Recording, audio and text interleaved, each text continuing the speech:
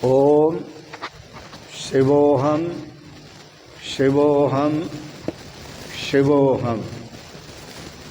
ओम सच्चिदानंदरूपाय विश्वोत्पत्त्यादिहेतवे तापत्रय विनाशाय श्रीकृष्णाय वयं नमः। श्रीकृष्णाय वयं नमः। ओम अखंडानंदबोधाय शिष्यसंतापहारिणे सच्चिदानंदरूपाय तस्मै श्री गुरवे नमः। तस्मै श्री गुरवे नमः। ओम। पूर्व प्रसंग में आप श्रवण कर रहे थे ध्रुव जी की भावना को। भगवान ने कहा, मांगो ध्रुव जी, आपने मुझे याद किया और तुम्हारे याद करने पर मैं सामने आया। क्या चाहते? ध्रुव जी की भावना है, जब जब दर्शन राम दें तब मांगूं सत्संग। गोस्वामी तुलसीदास जी ने बड़ा सुंदर लिखा, जब जब दर्शन राम दें तब मांगूं सत्संग, चाहूं पदवी भक्त की चढ़े न दूजो रंग। मैं भक्त की पदवी को प्राप्त करूं और भक्ति का रंग मेरे जीवन में चढ़े और कोई दूसरा रंग न चढ़े। तो जब जब दर्शन राम दें तब मांगूं सत्संग। प्रभु, आपकी सुंदर कथा करने वाले जो आपके भक्त हैं, सुंदर प्रेम से कथा करते हैं, भक्तिपूर्ण भावों से कथा करते हैं, मैं वह कथा करने का सौभाग्य चाहता हूँ। आप देना चाहते हैं तो वह कथा श्रवण करने का सौभाग्य प्रदान करें, क्योंकि यह जो आपकी कथा है यह ब्रह्मानंद से भी बढ़कर आनंद देने वाली है। इस शब्द को श्रवण कर श्रीधर स्वामी भी विचार करने लगे कि वेदों में और उपनिषदों में जहाँ भी वर्णन आता है तो यही वर्णन आता है कि ब्रह्मानंद से बढ़कर श्रेष्ठ और कोई आनंद नहीं है, कोई भी आनंद नहीं है। सबसे श्रेष्ठ ब्रह्मानंद है। उपनिषदों में ऐसा भी प्रसंग आता है कि मनुष्यों से बढ़कर गंधर्वों का आनंद श्रेष्ठ है और गंधर्वों की अपेक्षा स्वर्ग में जो देव रहते हैं, देवता रहते हैं, उन देवों का आनंद श्रेष्ठ है। देवों के आनंद से भी बढ़कर राजा इंद्र का आनंद श्रेष्ठ है और इंद्र के आनंद से भी बढ़कर गुरु बृहस्पति जी का जो आनंद है वो अत्यंत श्रेष्ठ है, कई गुना श्रेष्ठ है। किंतु उपनिषदों में लिखा है कि ब्रह्मानंद से तो बढ़कर कोई आनंद नहीं है। जो ब्रह्मानंद है, ब्रह्म का आनंद है, यही सर्वश्रेष्ठ है। ब्रह्मानंद तो सर्वश्रेष्ठ है, पर इस ब्रह्मानंद को क्यों नहीं मांगा ध्रुव जी ने? यह उनकी भावनाओं पर निर्भर करता है। संतों का और भक्तों का जो जीवन होता है वह सर्वजन हिताय और सर्वजन सुखाय होता है।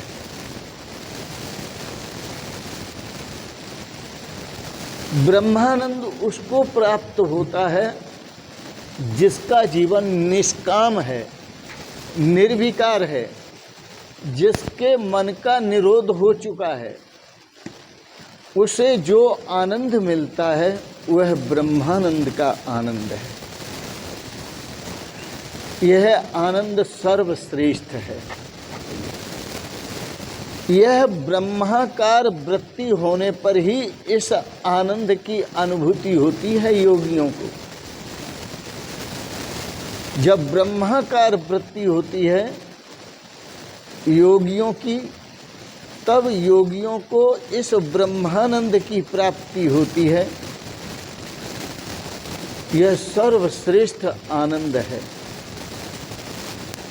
जहाँ द्वैत प्रपंच नहीं है, जहाँ मैं और तू का भी भेद नहीं है।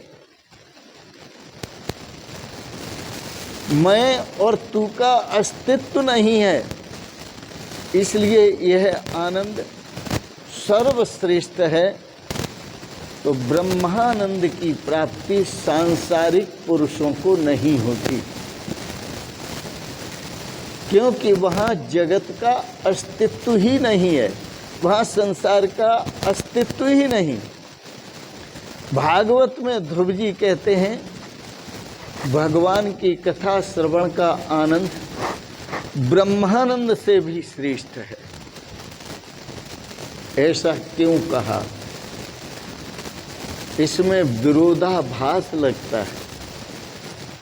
भक्त कभी झूठ नहीं बोलते, उनकी भावना होती है।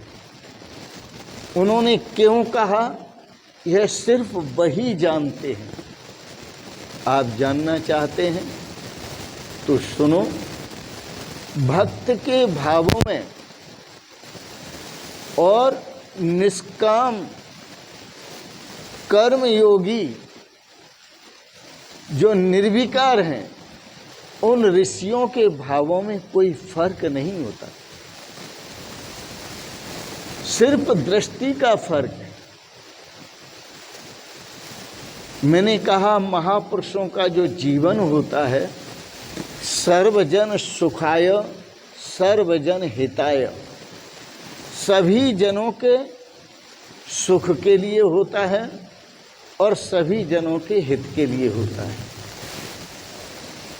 स्वयं तीर्ण यह महापुरुष भवसागर से स्वयं पार हो गए, परां तारयति, और दूसरों को तारने में लगे हुए हैं, दूसरों का उद्धार करने में लगे हुए हैं।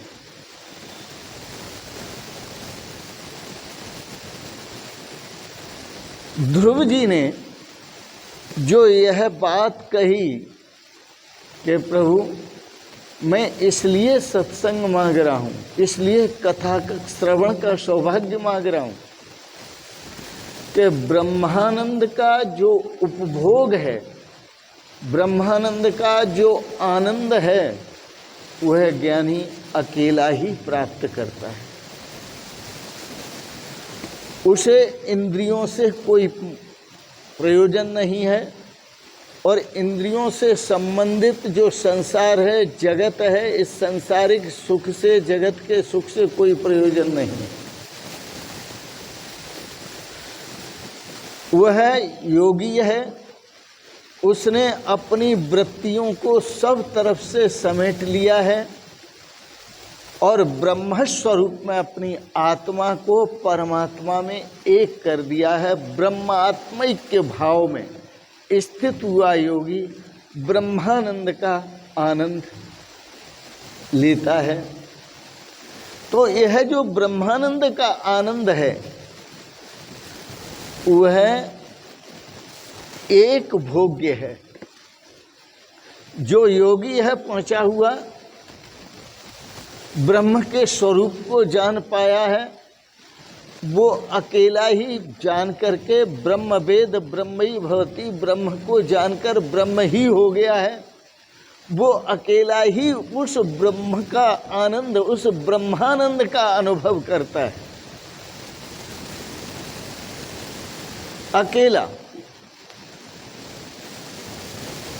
भगवान ने जब पूछा कि यह ब्रह्मानंद सर्वश्रेष्ठ है, वेदों में कहा है, तो तुमने ऐसा क्यों कह दिया ध्रुव जी कि भगवान की कथा का आनंद सर्वश्रेष्ठ है, ब्रह्मानंद से भी श्रेष्ठ है?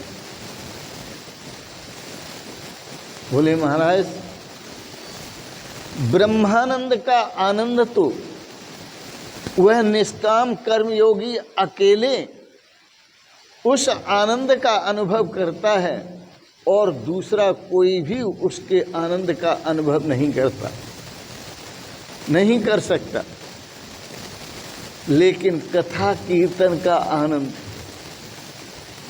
भजन का जो भजनानंद है, वो तो सर्वभोग्य है। जो सत्संग का आनंद है सर्वभोग्य है।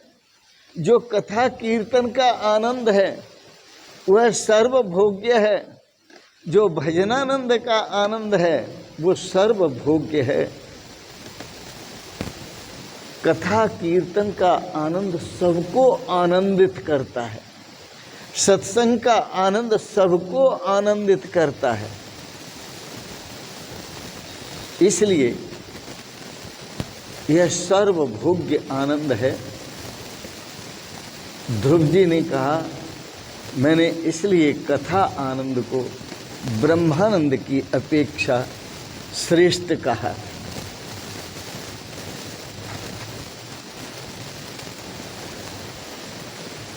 ठीक है,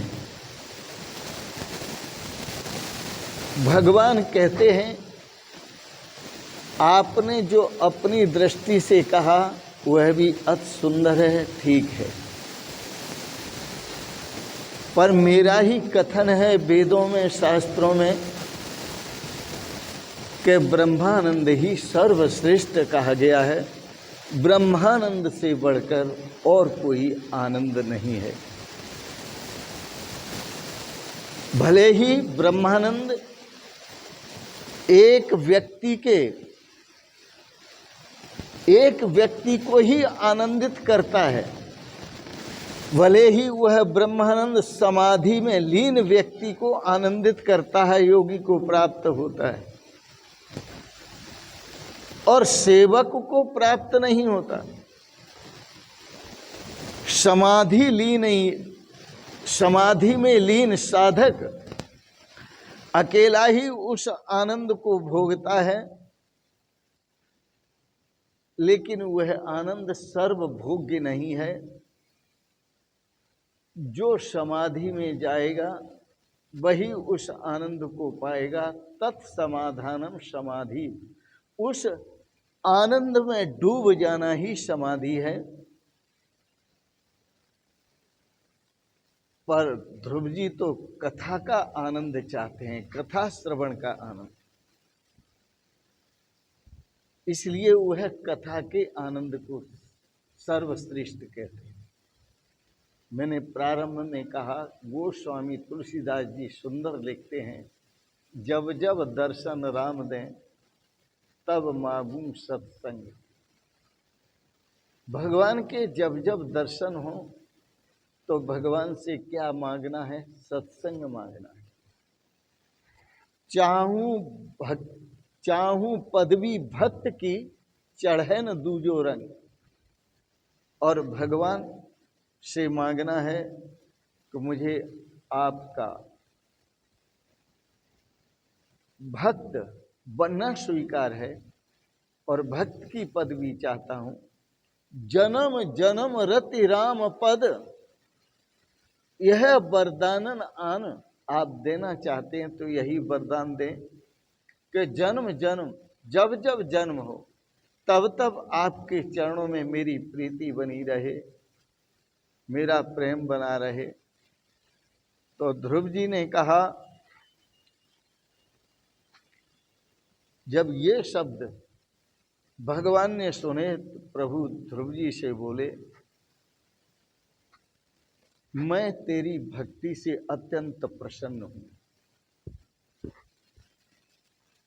और जो कुछ मांगना चाहे वो मांग ले। ध्रुव जी ने कहा, क्या मांगना है क्या नहीं मांगना है, मेरी समझ में नहीं आता। बस इतनी प्रार्थना करता हूं प्रभु कि जो आपको प्रिय हो, जिसमें मेरा हित हो, जिसमें मेरा कल्याण हो, मेरा उद्धार हो, और जो आपको प्रिय हो वह मुझे दीजिए। बस इतना ही चाहता हूं, आप पर निर्भर करता हूं। तो इस प्रकार ध्रुव जी ने भगवान के ऊपर ही छोड़ दिया। अब भगवान को जो अच्छा लगता है वही। तो ध्रुव जी से भगवान ने कहा, तू कुछ कल्पों के लिए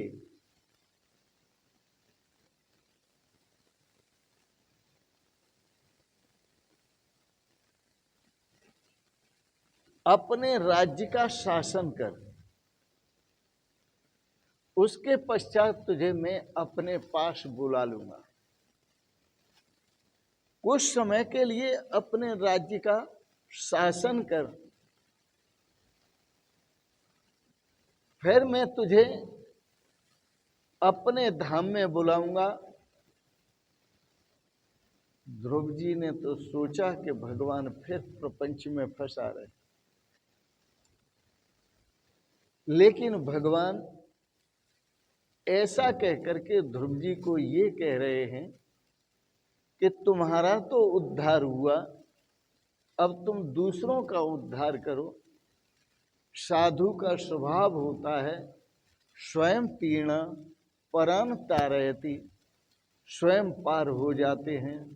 अब उन्हें किसी प्रकार की कोई आवश्यकता नहीं है, लेकिन परान तारयति, फिर भी दूसरों का तरण, दूसरों का उद्धार करने के लिए वह जीते हैं और इस भारत भूमि पर विचरण करते हैं।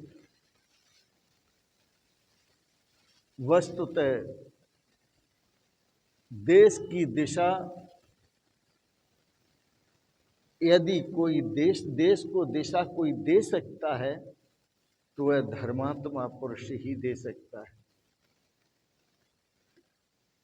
यदि देश के समाज को, देश की संस्कृति को सही दिशा में ले जा सकता है तो वह कोई महापुरुष ही ले जा सकता है। इसलिए भगवान श्री कृष्ण,